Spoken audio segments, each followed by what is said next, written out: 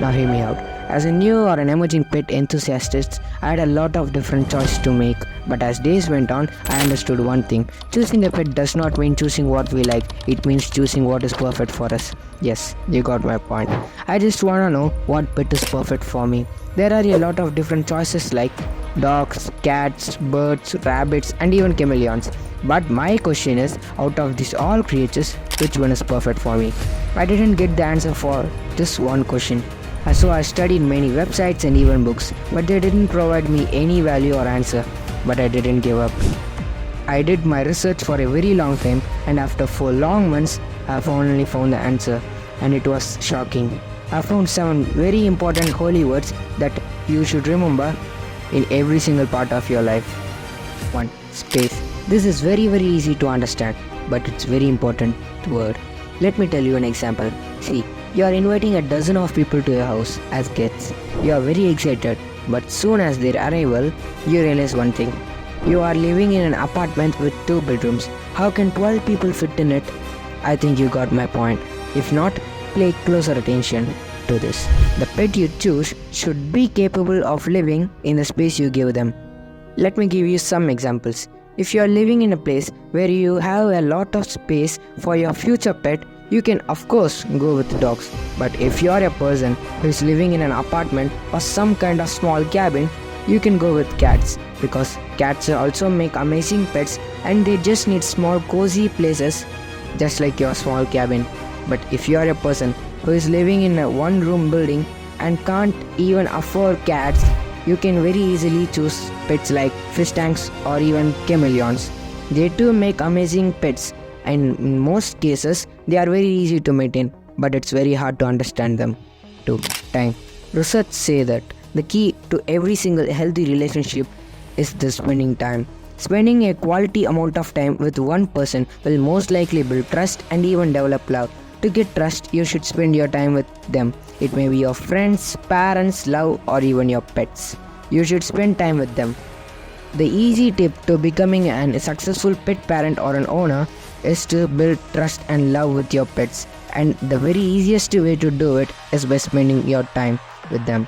Spending time can increase trust, affection, love, bonding, but in most cases, people will never do it. It would lead to a serious disaster. Let me tell you a scenario. Just imagine this. You and your very best friend will do everything together. You will play and share many experiences and slowly building up trust. But suddenly, your best friend stops contact with you. How will you feel? May I say?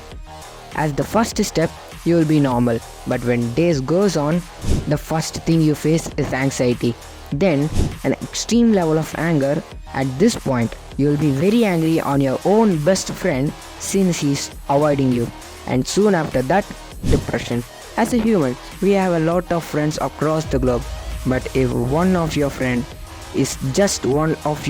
avoids you, you will face these many problems.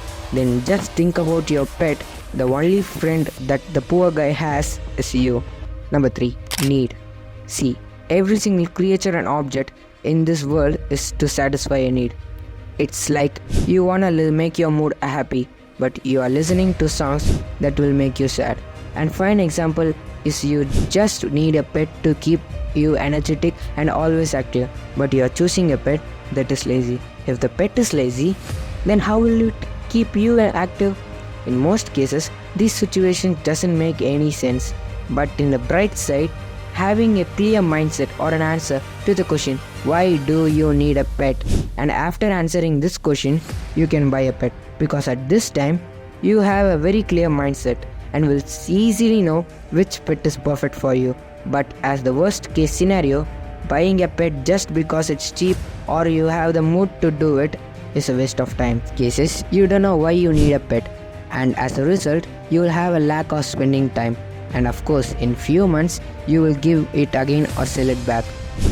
Most people buy pets for 2 reasons. 1. For decoration, and 2. For a good companion. Buying a pet for decoration or trend is nothing wrong, unless you lack in its care. On the other side, people mostly buy pets for a friend or a companion with whom they can share their thoughts and feelings with. Because 15% of the world population, aka 1.2 billion people, live in depression for money. Millions of people around the world believe one simple thing: money can buy you happiness. And 50% of this is true and 50% is wrong. Let me give you an example. Parents pay a fine amount of money for their child's education so that they can go and find a good job, and people work so that they can make money. See, this is a cycle and it's true and you should accept it. Money can't buy you happiness. I do agree in that, but money buys you something which gives you happiness. Just like that. Yes, your pet brings or gives you happiness, but you should first have enough amount of money to afford it. Before even choosing your pet, think about your financial status, because buying a pet is not a one-time purchase made. You should care for it throughout its life. If you are a person who wants to find a pet on a low budget, I generally prefer you to get aquariums, which give you a low cost, but even that costs a lot when you are buying stuffs like tanks, filters, tub states, and even the fish itself. But remember, it's always worth it. Number 5. Psychology. This is the most important part of this whole process. Psychology. I have mentioned this in my previous videos, and it's very easy to understand and see. As humans, we mingle with people who are psychologically the same as us. Over the past few decades, people are forming groups with people who are most likely or same as them. It means finding a pet that is psychologically same as you. But if you think that is it, I'm very sorry to say you're wrong. There is something more important than this. Fears. Let me give an example. You have myrmecophobia, aka the fear of ants, but you are buying an ant colony to raise it as your pet so that you can overcome your fears. First, you are afraid of that, but when days goes on, you'll get used to it. But one day, something wrong will happen, like escaping, and you will get your fear back. Just like this, I too had dacnophobia, aka the fear of being bitten. So to overcome my fear, I started to do hand feeding to my floweron. Everything went pretty fine until one day my floweron bit my hands. It didn't pain a lot, but since I already had dacnophobia, my fear increased a lot, and now I am afraid to feed it. There is nothing wrong when doing something to overcome your fears, but it is wrong to experiment with other creatures' life. Number 6. Care.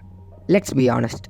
Every single person should be cared by someone at a certain point of their life, and it's just applicable for your pets.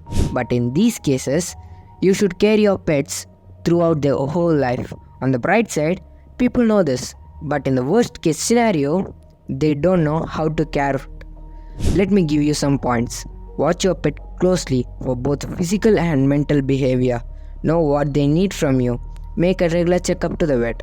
Give them a stable diet, and never forget the works like deworming, and especially never convince yourself that the pet is okay. If you do not know what happened, it's wrong yet. But if you know what is the problem but you didn't react or act for it, it means it's a crime. Promise. Just close your eyes, breathe in and out, and relax your body, because this is the one of the most important thing.